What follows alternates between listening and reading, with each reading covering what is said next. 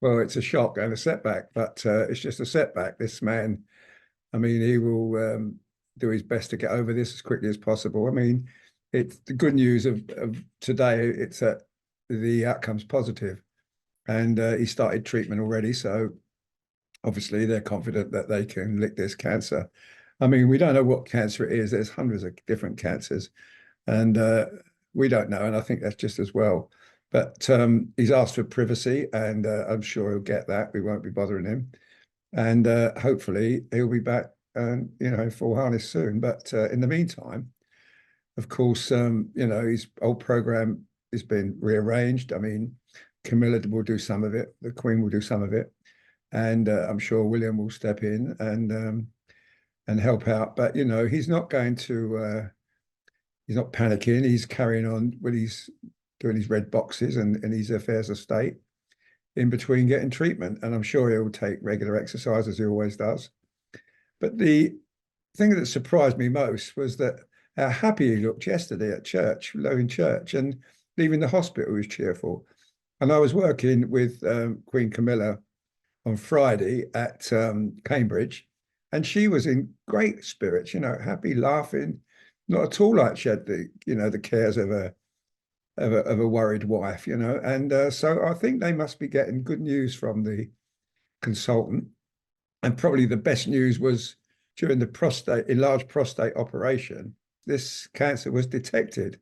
So obviously it was an early diagnosis. And as I say, the best thing is the prognosis is looking very positive and good. And I'm really thrilled because this man he's less than a year since his coronation, and he's had this setback. But I was there at Christmas Day, and there was Sarah Ferguson, the Duchess of York. She's battling cancer. She's had a breast cancer, and now she's got skin cancer. But she was positive. She was happy, laughing, and taking it in a stride. And I'm sure the king will do likewise. He's doing it his way, not the old way. I mean, when the Queen was ill and the Duke of Edinburgh was ill, we never knew ever what was wrong with them. We didn't have a clue. No one let on what the Duke was suffering from, or the Queen. We don't even know what the Queen died from. It's still, people speculate, but nobody actually knows. And now the King is just being so positive. First, with his telling people he was going to have an operation on his prostate, which immediately sent thousands and thousands of men to their doctors to get treatment, to get the test for this this disease. And caught early, it's survivable. And I think that he was so delighted about that he spoke openly about what he was going through. But when he was in 3 days, that kind of did set a couple of alarm bells on me, because normally with that operation you're in one night and out the next day. But he was in for 3 nights, and so obviously during the operation it was discovered, and a treatment process and tests were made to sort of see how serious it was and whether it was aggressive or not. And of course, they've come to the conclusion that this is treatable. He's going for treatment daily at the hospital in London.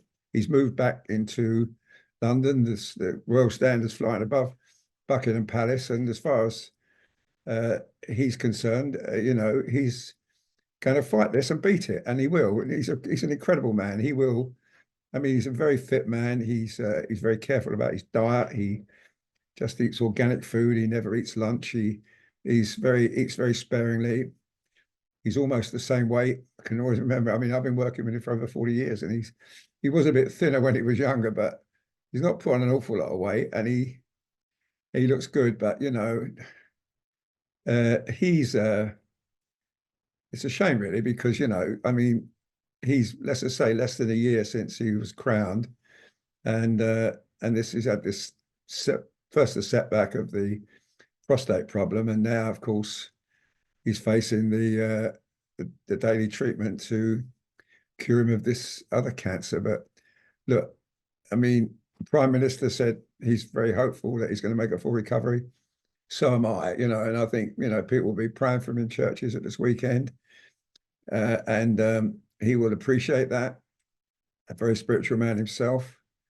And his son is coming over from America, Harry, to see him, and that that might heal a few wounds in the family, which a few very, very severe wounds in my view. And of course his other son, William, will take up some of his duties, and so will the Queen. She will gladly sort of, soldier on for him. I mean, she'd do anything for him. And and she will be there by his side if he needs her, and she'll be out doing her public duty whenever she can.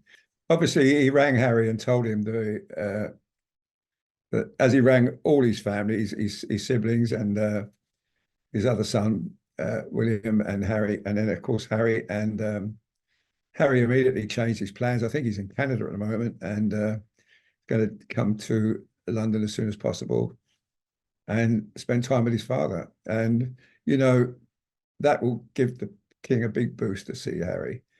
I mean, obviously he loves Harry tremendously, and there's been an awful schism in the family since he's been writing his book Spare, and of course the Netflix interview, the series, and the Oprah Winfrey interview. It was pretty horrendous stuff, and but things have taken a turn now. This is, I mean, cancer in the family is serious, and you need to act seriously over it, and I think they will. And but he will reassure them both, William and Harry, he's going to beat this. He's going to carry on being our monarch for a few more years yet.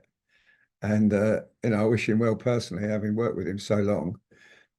Kind of know his quirks, know his little idiosyncrasies, and what he likes and what he doesn't like. And one thing, he's always positive and always look on the bright side. And as I say, seeing the Queen on Friday, cheerful, was buzzing, absolutely loving it, laughing, joking. Well, you don't do that if the signs are bad.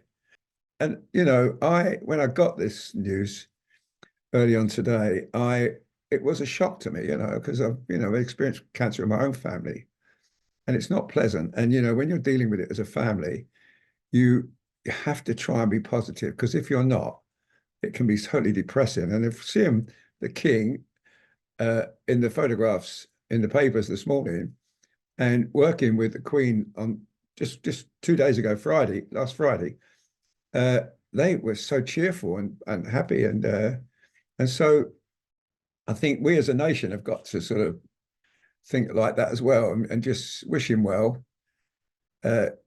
Please, keep his treatment private. Let him go and get his treatment in peace, and hopefully he'll be back at work pretty soon.